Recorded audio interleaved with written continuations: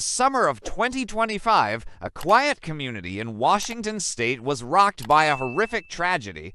Three young sisters, just 8, 6, and 4 years old, were found dead at a campground. Their father, Travis Decker, who was supposed to be with them, vanished without a trace. What happened to Travis? Was he on the run from police, guilty of an unthinkable crime? Or was he another victim in a case full of unanswered questions? We may never know the truth, but here's what we do know. The girl's mother, Erica, was pregnant when she met Travis. Soon after, they moved to a remote area in Washington state and lived in a tent. When the authorities arrived at the campsite, they found the bodies of the three sisters. All three had been shot in the head. But who was the killer? The prime suspect is Travis. But as he has never been seen since the day the girls were killed, it's impossible to say for sure. The case remains open, and if you have any information, please contact the police. Meet Travis Decker. Travis Decker was, by most accounts, an ordinary man. A 39-year-old father of 3 living a modest life in Spokane, Washington. Friends described him as quiet and reserved, but deeply devoted to his daughters. Peyton, age 9, Evelyn, age 8, and Olivia, just 5 years old. On the morning of September 28, 2021, Travis dropped the girls off at their mother's house. He then went to work at his construction site where he had been working all week. But by Friday afternoon, Travis was dead. He had taken his own life. Why? Well, that's the question, isn't it? Why do seemingly ordinary men like Travis take their own lives? There is no one answer, but in Travis's case, we may be starting to find out. You see, Travis had recently been diagnosed with a terminal illness. He had just 3 months to live, but that's not all. He also discovered that he had a brain tumor the size of a football. And so, facing his mortality, Travis did what any rational person would do. He bought life insurance for his daughters. And then, tragically, he took his own life. This is the most heartbreaking case I've ever worked on. After separating from his wife, Decker's visits with his daughters became limited. The girls lived primarily with their mother, and Travis saw them during scheduled visitation times. On May 30th, 2025, one of those visits began. It was a weekend trip that should have been filled with campfires, marshmallows, and laughter. Instead, it ended in tragedy. While we don't know all the details of what happened that night, we do know that an Amber Alert was issued for the 2 missing girls. The search for them turned up no results, and after a week, the case went cold. As a journalist, I can tell you that this story has all the makings of a tragedy. You have a divorced couple with joint custody. You have a father who was known to be loving and attentive. And you have 2 innocent children who were taken from their home in the middle of the night. What makes this case even more heartbreaking is that it wasn't an isolated incident. There have been countless other cases like this across the country. And in many of these cases, the media attention dies down after a few days or weeks, but the families are still searching for answers. This case is one of the most disturbing that I have ever worked on.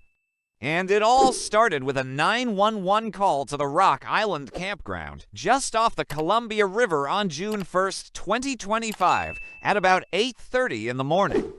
The caller reported a family of 5 had been camping here. The father, mother, and their 3 young daughters, Peyton, Evelyn, and Olivia, but nobody had seen them since the day before. When officers arrived, they noticed the family's tent had been cut open and was lying on the ground. Something inside the tent was also out of place. It appeared as though someone had tried to hide it by pushing it under the tent flap. The officers called for backup, and when more units arrived, they began to search the area. They found the 3 girls inside the tent. Each had been strangled. Their small belongings were scattered around the tent as if the night had ended in chaos, but there was no sign of the parents. A short time later, officers located Travis Decker's pickup truck a few miles away. The keys were still inside. A search of the area continued throughout the day, but Travis was nowhere to be found. There were no footprints leading away from the campsite and no cell phone or wallet, as if he had planned to leave the area. DNA evidence later confirmed that Travis had been at the scene, but he seemed to have vanished into thin air. We have a lot more work to do. The investigation is far from over. But right now, I need your help to find Travis. If you have any information, please contact the tip line. All calls will be kept confidential. From the very beginning, investigators focused their attention on one man, Travis. As the last known adult with the children, he became the prime suspect. The evidence seemed damning. His DNA was found in the tent. His truck was abandoned just steps away from the crime scene. And several witnesses reported seeing Travis with his daughters earlier that weekend, but there were complications. Travis had no history of violence, no signs of drug use, no criminal record, and most importantly, all of his friends and relatives insisted that he adored his girls. So what could have caused him to do such a thing? And did he really do such a thing?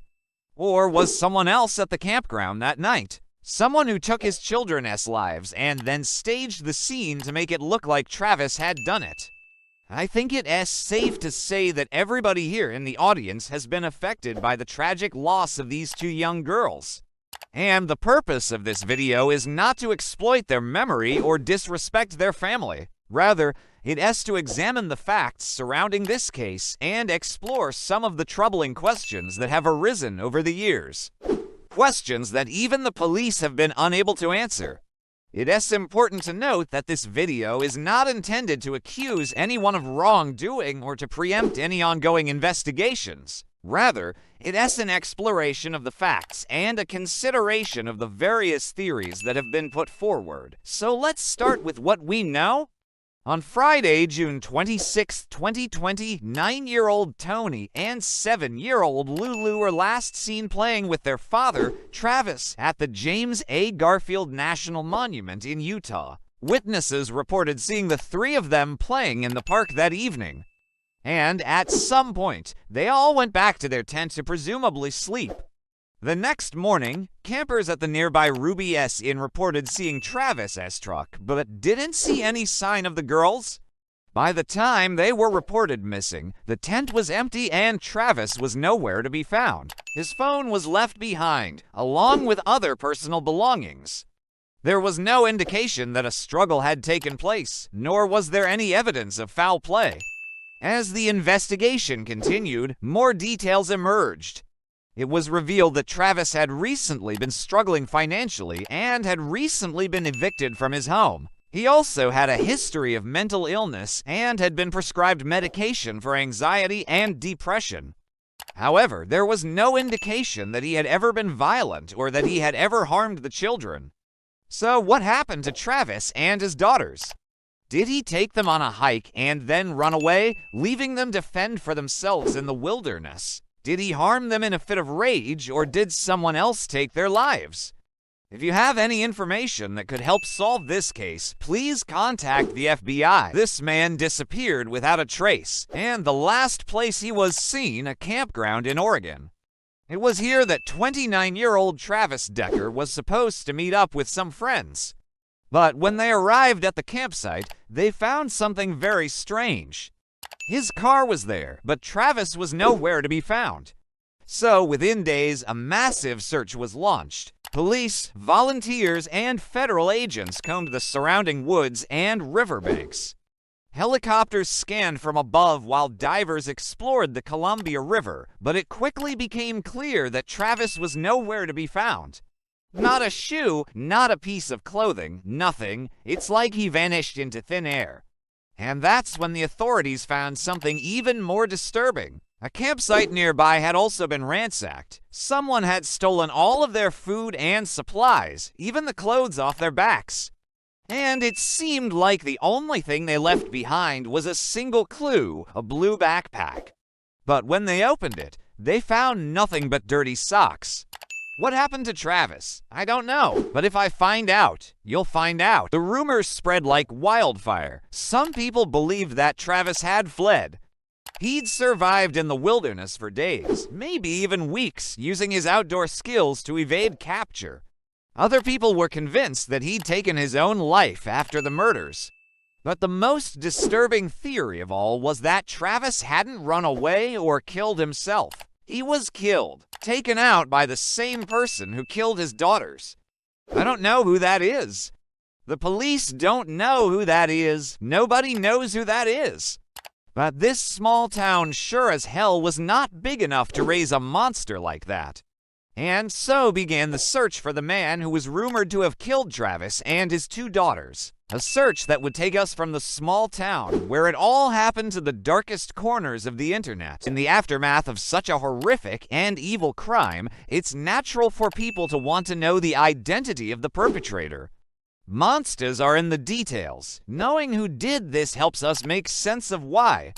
The community of Spokane was devastated. Candlelight vigils were held for the 3 girls. Strangers left flowers and stuffed animals outside their mother's home. On social media, thousands debated Travis's guilt or innocence.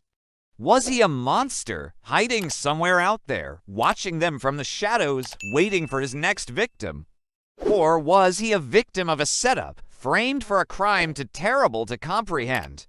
For the children's mother, the grief was unimaginable. In statements to the press, she begged for answers, clinging to the hope that someone knew the truth about what had happened at Rock Island Campground.